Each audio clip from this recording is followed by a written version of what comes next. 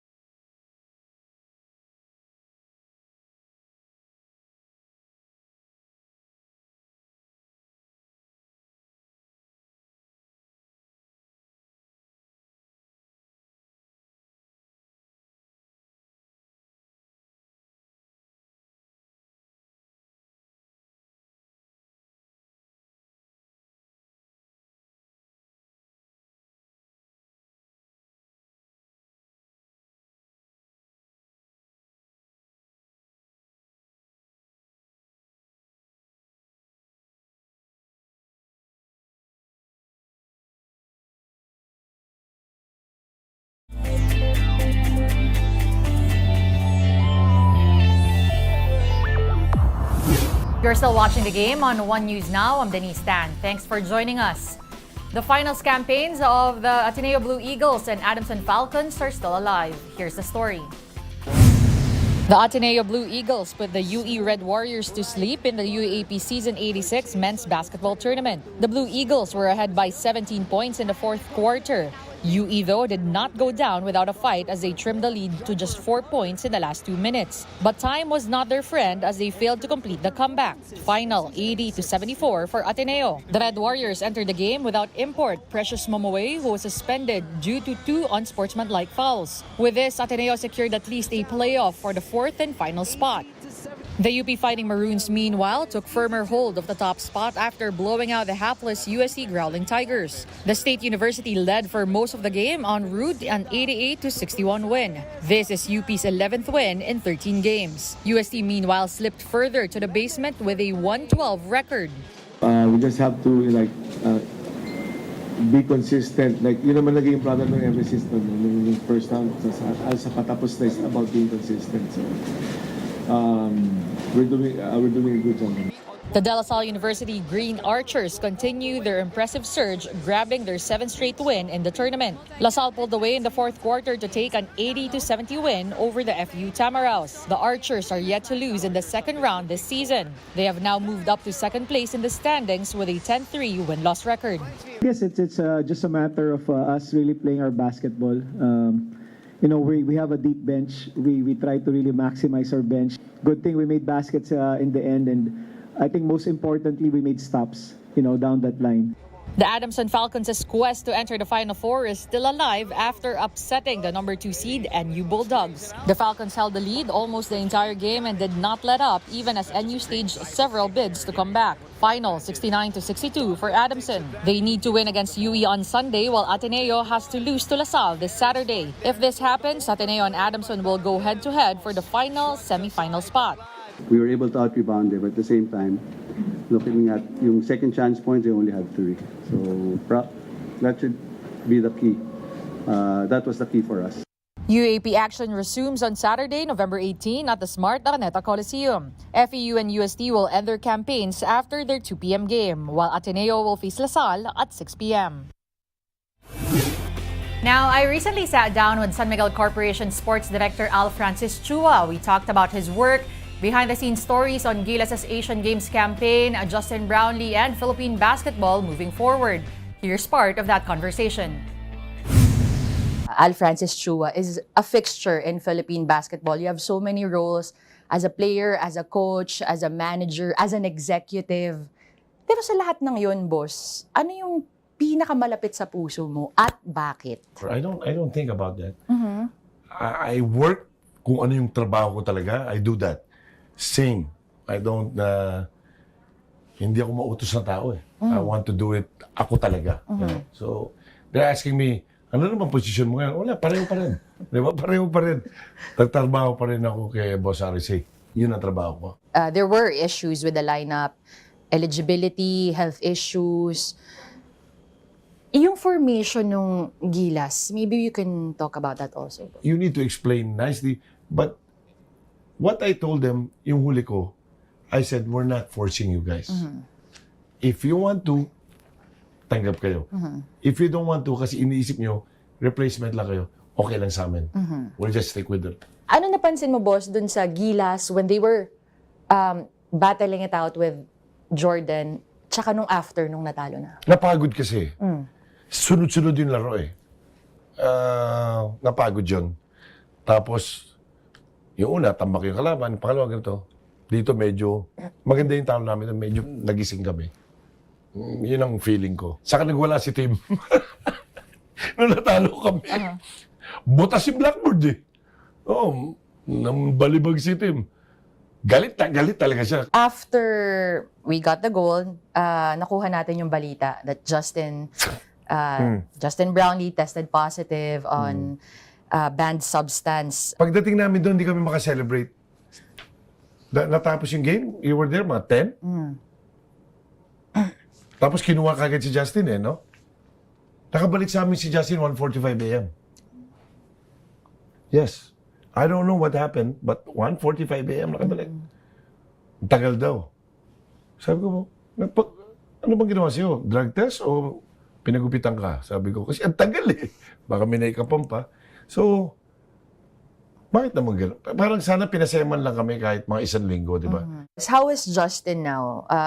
What is he doing? I mean, he's waiting for the decision, all Yeah, of he's that. waiting for... Actually, sa sobrang bait nyo, nahihiya pumunta rito. He went back to the States, sabi namin, balik ka na para mapag-usapan ko ng nahihiya daw siya, bakit daw yung mga tao sabihin kung ano yung nagdadrag siya, gano'n. Nahihiya siya. So, kung nahihiya ka, ikaw nagpapalalo sa atin, di ba? With the success of Gilas, where do you see Philippine basketball next 5, 10 years? Actually, winning the gold, lalo nagkaroon ng pressure eh. Na kaya pala natin eh, di ba? Okay. If we can convince the guys from the UAP, mga bata pa, to start, okay, mga taga-Japan, to start practicing as a group, hanggang 5 taon, as tayo. Catch the rest of that interview tomorrow, November 17. Long Take comes to you at 2:15 p.m. only here on One News. And you can get your fill of the latest in sports at onesports.ph. Meantime, catch the day's biggest headlines at 4 p.m. That's on Storycon with Patrick Paez and Jovi Francisco. I'm Denise Tan. We are One News, all sides, all the time.